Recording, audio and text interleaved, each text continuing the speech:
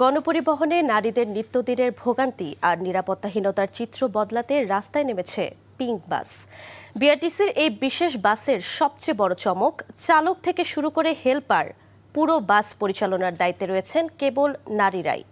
প্রাথমিকভাবে ঢাকা, চট্টগ্রাম ও বগুড়ায় শুরু হয়েছে এই বিশেষায়িত সেবা। সড়ক পরিবহন মন্ত্রী শেখ রবিউল আলম জানিয়েছেন, নারীদের নিরাপদ যাতায়াত নিশ্চিত করার পাশাপাশি এটি সরকারের নির্বাচনী ইশতেহার বাস্তবায়নেরই একটি অংশ।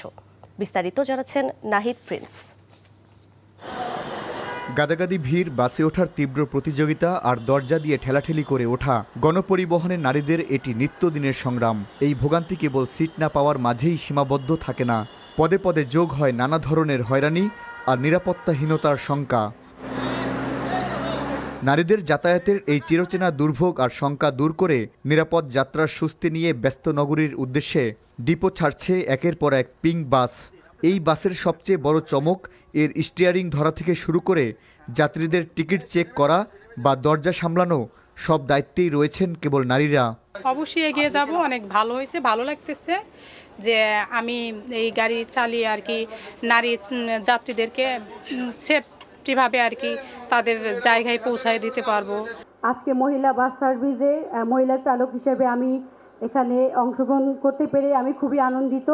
প্রাথমিক পর্যায়ে ঢাকার বিভিন্ন রুটে 10টি, চট্টগ্রাম ও বগুড়ায় 2টি করে নির্দিষ্ট রুটে চলছে নারীদের পরিচালিত এই সেবা। আজকে যে সেবাটা আমরা পাবো, 2 মাস পর এই সেবার মান আরো বাড়াতে হবে। আমি এই কারণে বলছি যে এক্সিস্টিং যে আমাদের লজিস্টিক সাপোর্ট এবং লোকবল আছে, তারা নতুন একটা ধারণার মধ্যে যাচ্ছেন। পরিপূর্ণভাবে প্রস্তুত নাও থাকতে পারেন, বাট প্রতিদিনই আপনাদেরকে এই যে ব্যবস্থাপনা তার উন্নতি করতে হবে।